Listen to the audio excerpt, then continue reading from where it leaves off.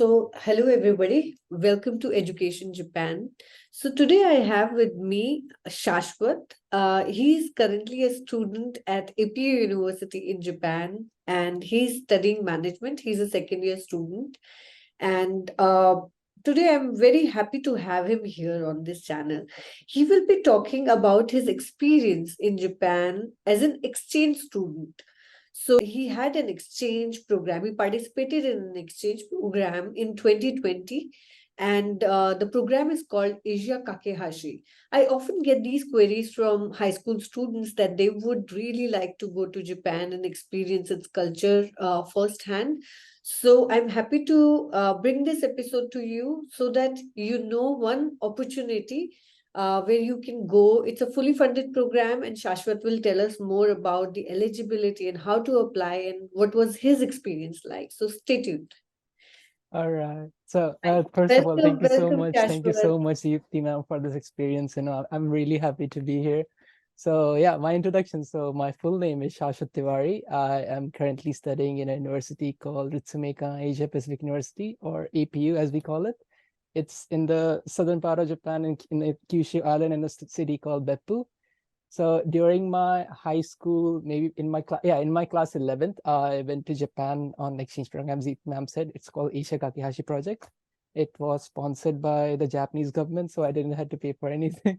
So it Oh, was a fully brilliant. funded scholarship program, and I went during the middle of Corona in November 2020, and it was supposed to be a year-long program from April, but since Corona hit, so it got postponed and postponed and postponed, and it happened in November. So I was in Japan from November until the middle of March, and I came back to India in 2021 around the end of March. So yeah, I was here in a city very close to the place I live now. So currently I'm in Beppu city, which is in Oita prefecture. And I was placed in Oita city, which is the neighboring city. So I was very lucky on that trip. Oh, So I'm really looking forward to telling my experience to you guys, and hopefully many of you people will also be very interested and come to Japan. So yeah, stay tuned for that. thank you, Shashwat, for that introduction. So I will ask you some questions. Maybe that will give some structure to our conversation, and Yeah. the viewers will be able to understand, the details better. So, Shashwat, what is Asia Kakehashi program? In short, if you can tell our viewers. Right. So if we go by the meaning, so Asia is Asia, and Kakehashi in Japan means to build bridges. So basically, Asia Kakehashi program is bridging, the dissimilarities or difference between the countries of Asia and Japan, and it is doing by promoting exchanges between high school students. For example, in India, they come to Japan to experience Japanese culture. They study in a Japanese high school. Many other times they get to, for the full term, they live with a Japanese host family, fully immersing themselves in the Japanese culture. And by doing that, they are improving their, let's say, leadership skills and getting more internationalized. And in the exchange, we learned of a term called becoming change makers. All of these people, they stay here, they study different things, they meet different people, expose themselves to different ideas. And when they come back to their countries, the program make them equipped to become a leader in their community, in their society. And also, since they are in Japan, they are very well exposed to Japanese culture. So like me, many people just come back to Japan to their higher education, and it makes them, it's more like a ladder. So Kakehashi gives you a path, so you can, just up your future ambitions. You can like find out who you truly want to be, find out your ambitions. And truly, it was a really big stepping stone in my life. So yeah, it was a very big, like, so far I can say like it was one of my biggest achievements, come to Japan, experience all of that first time. So that is Brilliant, basically brilliant. Kakehashi. Hmm. Yeah, yeah. So, Shashwat, before you went to the program, I want to understand when you applied, how was the screening? Was there any screening involved? How was it? The time I applied, the first thing was they had a Google form in which you have to put your school name, your contact, they also check your high school grades. So the minimum was 60%.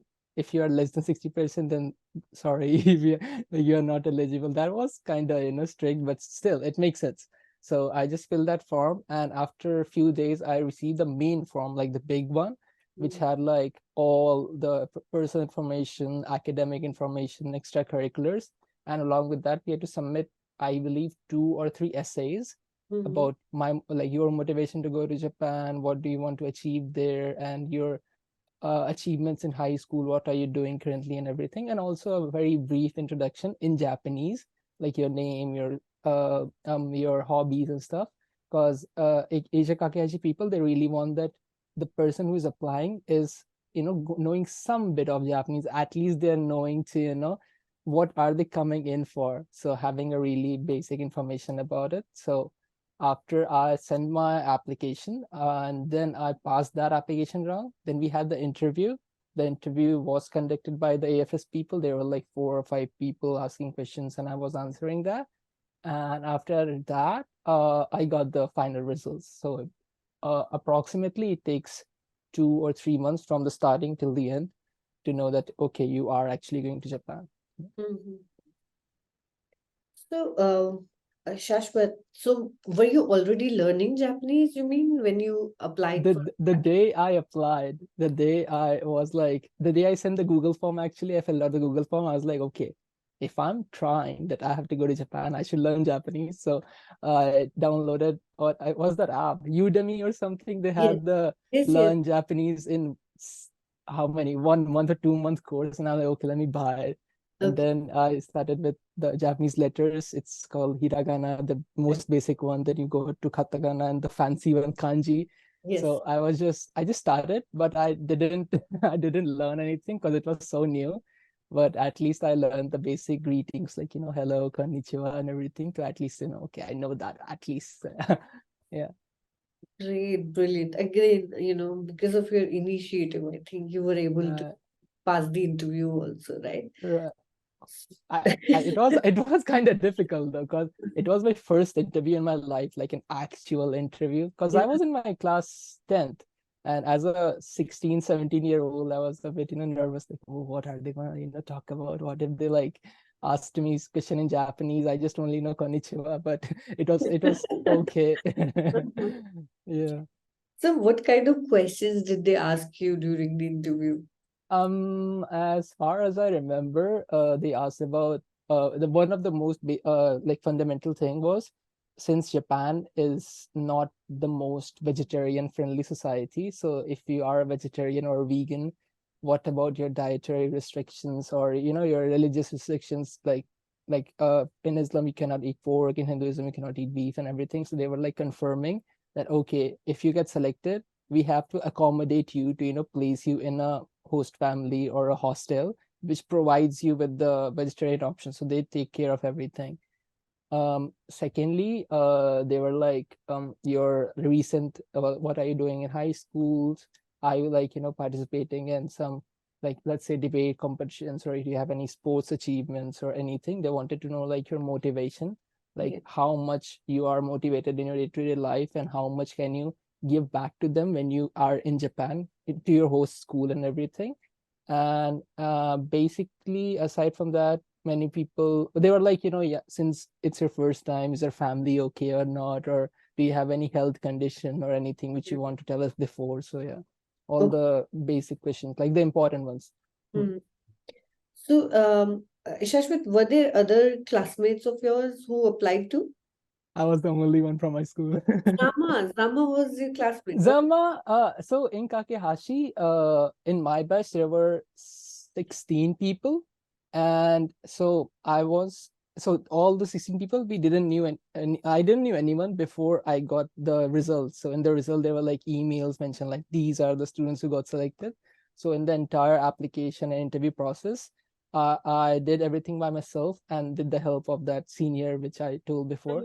Any problem, I just text him, like, I have this problem in application form, can you help me, and everything. And the AFS people were really kind enough to, like, I have this problem, can you, like, give me a solution for it, or maybe like tell me what document should I like give it instead of that, because we had a bunch of documents to submit and it could be a bit complicated for first time people. So yeah, but they were really accommodating. They were really nice to, help you with everything. Yeah. Okay, great, great. So, Mm. uh, is there any limit to people who can clear this? I mean, the total number of people. So Kakehashi, at my time, it was very competitive. Even today, it's very competitive. It's gone more competitive recently because during my time, so Kakehashi started in 2018 up until 2023, so 5 years of program. I was in the third batch, like from 2020, 2021, and the limit of applicants was like in the first year there were 100, in the second year 200, third year 200, fourth year 250, and the last year 250. So in my batch, there were like 200 students from 25 Asian countries. So like if we divided by countries, the quota would be like 15, 20, 25 max. So if I say from India, there were like, if 16 people got selected, so from, let's say from North India, South, East, West, all the students who have applied, they got selected in the first round, then in the interview, then in the final list. So it was very competitive, and it was very competitive, to be honest. Mm-hmm. Even now, when Kakehashi, like the old Kakehashi is now, it's not there anymore because it was a 5 year long program. Yeah. And based on the 5 years, the ministry and the organization were like, can we like continue it, or should we like change it to a different thing, like a more of a cultural exchange thing, or like a short-term program? But it wasn't like completely dismissed, but instead it's now called Asia Kakehashi Plus program. So the quota, which was 200 students per year, has now shrinked to 60. So the Oh, competition would be more. So from India, now I would think that there would be like only two or three, or max to max five people. So mm-hmm. it's gone more competitive, but still, Mm-hmm. if you are motivated enough, if you are really willing that, okay, I will do anything in my capacity, that I have to go on an exchange, so it is still doable. So yeah, you just have to, keep on taking small steps at a time. You have to make your application as good as you can, maybe learn Japanese, maybe become, I don't know, like no one can become extrovert, no one can become, the lively person, but still you have to, immerse yourself that, okay, I'm going to Japan, like keep it in your mind. And if you do all of that, then certainly there is a chance that you'll actually get selected. So yeah. Mm-hmm. And also a little bit of luck. Yeah. Yeah, of course, of course. So, anything that you want to share from your stay? So, once you came to Japan on the exchange program, you were in Oita. You were in Right, Oita Prefecture with a host family. right, right, right, All this process is taken care by the government, right? They take right, care of where you will be placed, and the host family right. they will take care of your, Mm, all the requirements. And it is a fully paid program too. right. So, what about your stay? Your do you want to share, how your experience was?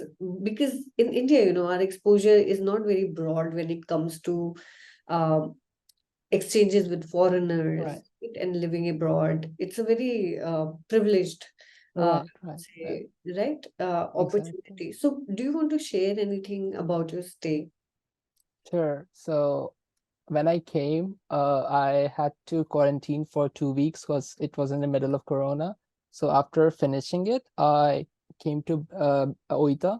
Since I was living in Tokyo at that time for 2 weeks, and I finished my quarantine, I came to Oita, and my host family actually came to the airport to pick me up. That was a really kind gesture. So at that time my Japanese was zero, but since all the volunteers and host families are selected on a criteria that, okay, that they speak a decent level of Japanese, decent level of English, so the other person, the exchange student, can have a like not have a really hard time communicating with them. So yeah, since everything was managed by the government, so the host family, the school, and everything was in touch with the organization and the government to, like, giving the reports, like, is the student doing okay or not, and everything. So my experience with my host family, in one word, I can say it was really amazing, because in my family, it was me, three siblings, and host father and host mother, and the siblings were like 4 year old, 6 year old, 7 year old, like small, Oh. really young ones. Uh, So even like they didn't speak any English, and I was like, like I don't know, maybe playgroup level Japanese, that level. So it like in the starting, it was a bit hard to communicate with them, but for them it was like, oh, we are hosting the students, so we have to be more open to like he's not that good in Japanese, he might be might be having a hard time adjusting in the Japanese environment. The food was different, the weather was very different, the let's say the traffic lights were also different. Like we don't have much traffic lights, and the crosswalks seen in India, but there are like proper rules and everything, you have to follow everything. So they were really accommodating. And in my school, we had like dedicated teachers who were there to like support me and the other exchange students. So it was really taken care of. And since I was a vegetarian, I am a vegetarian, like yeah. So it just moves on to like, oh, some days it's like in Japan, even if you're a vegetarian, you have to be really cautious, because even in potato chips, there would be like some, I don't know, some chicken extract or something, because it's Japanese society. You cannot really help. Even if you go to like European countries, the meat is everywhere, so you cannot run away. So even then, my host family was every day cooking special meals for me, because okay, he's a vegetarian. We have to like So they used to cook like chana masala or chola or chickpeas. Some days they used like the MTR packets, or my mom, like my host mom was like the Spanish tortilla. Yeah, She used to make it like a paratha. So it was really really heartwarming that she was doing all of that just yeah, for me. So they were really kind. And it was not only my experience, all the 200 people who were there in Japan, all of them were like taken care of by the host family and the local organization. So that was really really a very big thing actually. And in my school too, we had like separate some lectures for me to just make me explain, get comfortable with my classmates and the teachers and the whole education system. Mhm. Also, sports was a big thing in a Japanese high school. Like you have to take like at least one sport or at least one activity. So I first time in my life I started playing tennis with them. I was in a tennis club, Uh-huh. and that was also a very unique thing, because in India, like at least in my school, education and studies were the first priority. So it was a very new thing to me too.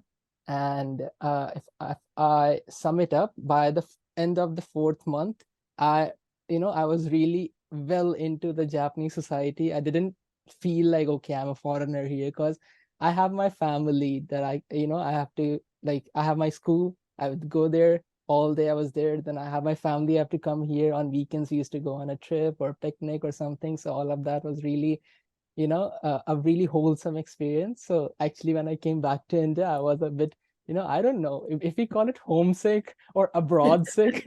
I was like, it's so hot here in India. People don't follow the rules, but Yeah, yeah, each country has its own culture. yeah. And yeah, so after a while, I was like, yeah, nah, every country is unique in its own term. So yeah. No, no, you get that hangover from Japan. Right, right, Every right. time I come back, I also get that. Why there are so many people? What is happening? Why are they not Exactly. following traffic? Yeah, all of that Exactly. happens. So very nice to hear about your experience, you know. So, Japanese hospitality that just wins your Next heart, level, next right? level. Next level. You can't even imagine the kind of accommodation they can make. Right, right, right. So, Shashwat, I want to know from you how your stay, how Hmm. your exchange program experience encouraged you to apply to Japan and finally start studying there. Right. So during my exchange, I first got to know about my university. It's Ritsumei Khan APU. Yeah. So my host school and APU had a partnership, and they had like APU special course in which there were students who were like preparing to enter APU actually, and I was in that course. So I got to know about APU during that time, and I was like, okay, it's a good university, but still I had my insecurities, like should I, come Yeah. to Japan, or should I just, stay in India? Because I had my other plans. Maybe I want to, I was like, I have to pursue law as a career. In India, we have NLUs and, the CLAT exams and everything. I was like, okay, I have to pursue law. That's because it's very lucrative field. Yes. Yes. And coming back to Japan was also a very big thing, because since, I'm not from a very rich family, and, Japan is very expensive if you don't have a scholarship. Yeah. So when even the time when I went back to India after finishing the exchange for the initial 2 or 3 months, I was like, okay, let me just focus on my high school studies first, focus on my 11th grade, and we'll see what happens in the future. But after a while, a friend of mine, also from Kakehashi, she applied to Japan, like to my university, and I was like, okay, she applied for it, and she got like 80% scholarship. Oh, And wow. I'm like, okay, they are actually giving out scholarships. And then I actually went to their website and see, like, they have two colleges. They have the College of Asia Pacific Study, which is more arts based, more liberal arts based. And Right. then they have the College of International Management, which is more management type, and it has like accounting, marketing, management, and everything. And since in India, I was in commerce stream, so it was like, okay, I'm actually studying it, and maybe these are the things which really resonate with my dream career. So let me just think about it more. So I surfed on the website. I found a few students who are actually in the university studying. So I reached out to them, like saying, oh, how's life there and everything. And I actually also joined APU ACE program, ACE. It's Yes. a academic and cultural exchange program only for high school students. Mhm. So it was a 3 day long program, and in which you get to know more about APU, and you do all sorts of different activities, you interact with professors and students who are studying there. And overall, it was a great experience. So I was like really convinced, okay, this could be my university. So I took my shot. I had to take a language exam. I took TOEFL, and then I filled my all my applications. I did the extracurriculars part and everything, and I then sent my application. And after that, I passed the screening round and the application round. I gave my interview, and I received my result that, okay, you were selected for this university in June last year in 2022. So it took like 6 months, but it was all a very step-by-step process. So it wasn't that difficult, to be honest. So yeah. And in September last year, I came back to Japan. Mhm. So yeah, it's been a year, almost a year and 1 month since I've been here. So yeah, overall, it's Japan is Japan. It's the best thing ever. So yeah, Great, great. Great to know your experience, Shashwat. So I will wrap it up. Any message that you want to give to our viewers, especially to high school students who are looking for such opportunities, who would like right, to go for an exchange, right. anything that you would like to tell them? First of all, even when I was a high school student, I was a bit uncertain or confused or nervous that how can I go to a foreign country, and how should I leave my life, which I'm going to school every day and doing everything, because we get into the comfort zone, like, okay, I have my home, I have my school, I have my friends. Should I just leave everything to go to a foreign country which I don't know anything about? But I believe exchange program is worth taking a shot, because it really changes everything. Because in those, let's say, 4 months, 6 months, or a year, you get to know more about you, and you get to experience all sorts of new things which you never get to do in India or your home countries. Because there would be viewers who are watching it from, let's say, I don't know, China or Europe or America. So there would be things, let's say, in Japan which you can never experience in your home country.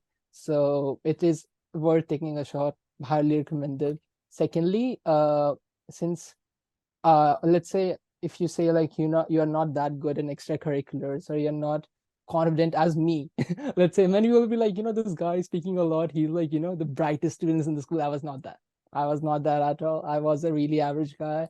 But the only thing which I did correctly was, I just took small steps at a time. I took initiative, because if you don't try it, you don't know how it's going to be. So if you even don't get selected, if you don't get the scholarship you want, at least it was worth a shot. It could be a good experience, because in the future, when you apply for a different thing, you can just take notes from the mistakes you made, and you can become better and better.